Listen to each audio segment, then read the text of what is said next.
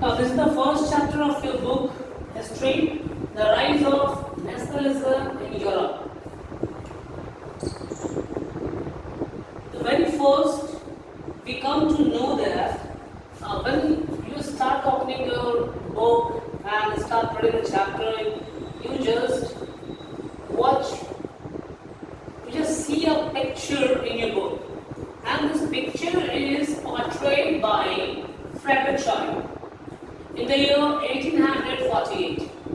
Who was Frederick Chaury? Frederick Chaury was a French artist who portrayed a picture in the year 1848. And the name of that picture, the painting is Democratic and Social Republic. Democratic and Social Republic. This particular picture was painted in a series of 4 paints. That means the final painting was done in 4 series.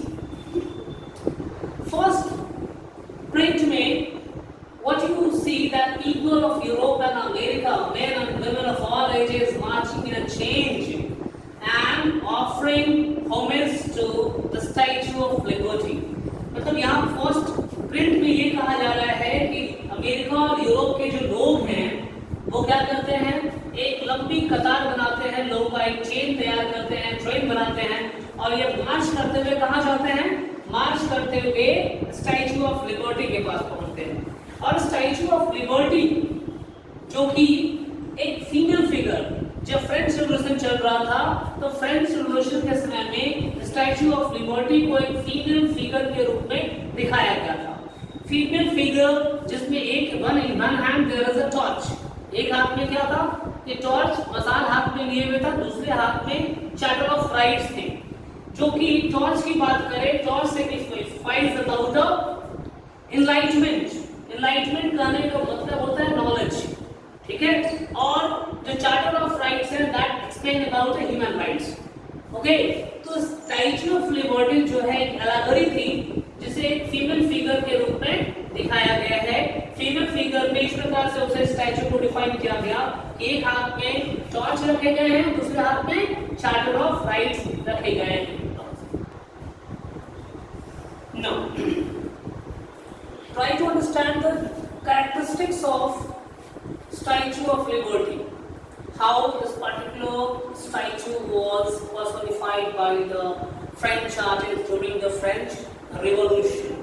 When we observe about the Statue of Liberty, you find that in one hand there is a torch, and in other, what we find, that is Charter of Rights of Man. This torch signifies about the enlightenment. Enlightenment, here enlightenment refers about knowledge. Enlightenment refers about the knowledge.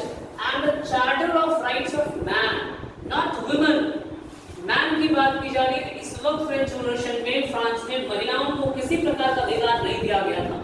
That's why Charter of Rights of Man लिखा गया है. That means all the right meet only for the man. ठीक है. इसके अंतर्गत में birth rights and many more rights का discussion किया गया है as we have read in class 9 about this particular charter. Now, on the other hand, when we start observing the entire picture of this particular picture of Frederick Chaury, what we find? We also find some shattered remains. What we find? Some shattered remains of what? Absolutism. मतलब कि यहाँ पे ये दिखाया जा रहा है कि विश्व में, दुनिया में एब्सोल्यूटिज्म नाम की कोई सरकार नहीं रही, गवर्नमेंट नहीं रहा, सिस्टम नहीं है. सारे एब्सोल्यूटिस्ट साम्राज्य को, एम्पायर को ध्वस्त कर दिया गया है और वहां पे न्यूएस्ट फॉर्म ऑफ गवर्नमेंट को लाने की बात की जा रही है. Okay, so try to understand the meaning of absolutism, which I have just read. Absolutism, that is a government or a system of rule that has no restraints,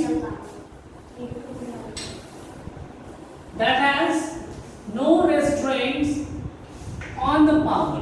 कहने का मतलब एक प्रकार के गवर्नमेंट का फॉर्म है या फिर आप कह सकते सिस्टम है, रूल करने का एक सिस्टम, इस पे ताकत के ऊपर कोई कंट्रोल नहीं होता है। No restraint on the power exercised.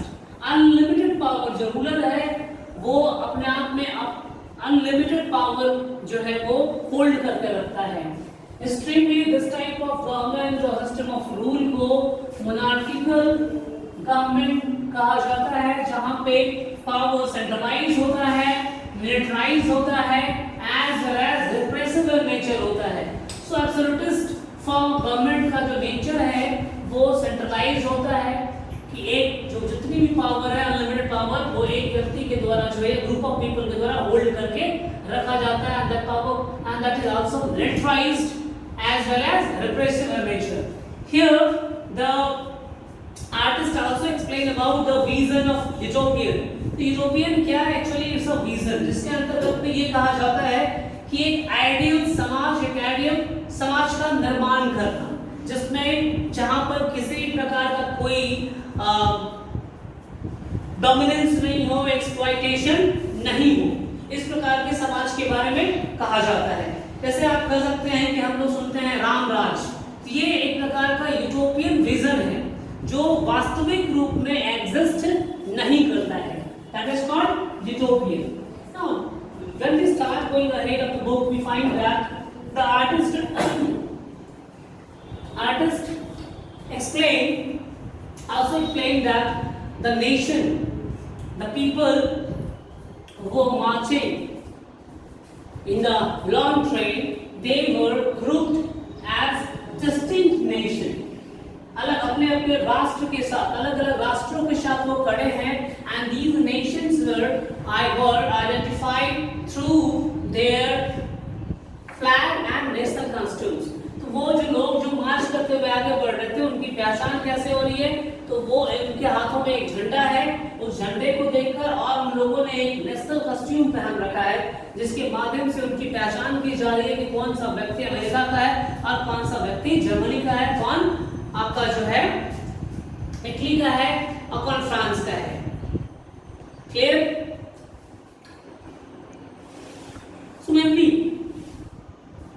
So it is very clear that people who were marching, they were identified through their flag as well as national costumes. Leading the procession जो long train जा रही थी, अगर उसको हम लोग recognize करना शुरू करते हैं तो what we find that in the very first position we find United States of America and then Switzerland. By this time, by 1848, these two countries, United States of America as well as Switzerland, got their independence and they got the status of nation and they were called as a nation. After Switzerland, there was France, and the France was identified with the help of the tricolor, reversing tricolor, because by 1848 France was not been called as a nation. By that time, the people of the revolutionaries of France tried to bring the concept of nation in France. That's why they were revolting against the existing norms.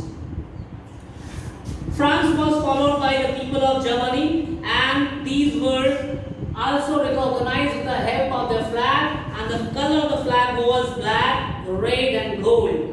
So German peoples were identified with their flag. Sorry created this image. The German people did not yet exist. Once again, as I have already stated that, by this time, by 1848, France as well as Germany, they were trying to attain a status of nation, but they did not attain the status of nation. The flag they carry is an expression of liberal hopes. Now, France के हाथों में भी एक flag था जिसे revolutionary flag कहा गया है, जर्मनी के हाथों में था। ये सिंबलाइज कर रहा था कि आने वाले समय में हम अपने आप को एक नेशन स्टेट्स के रूप में रिकॉग्नाइज्ड कर लिया जाएगा। Following the German peoples there were people of Austria, the kingdom of Two Sicily, Lombardy, Poland, England, Ireland, Hungary, and Russia. So these nations were also a part of that particular long train of people. From the heavens, now, once again you start watching the picture which are given the first page, you find that in the heaven, Christ and saints and angels are throwing flags, and they were just looking at the earth, what was going on there. They have been used by the ages, and this particular Jesus Christ and saints and angels were used to sow the fraternity among the people. That's all.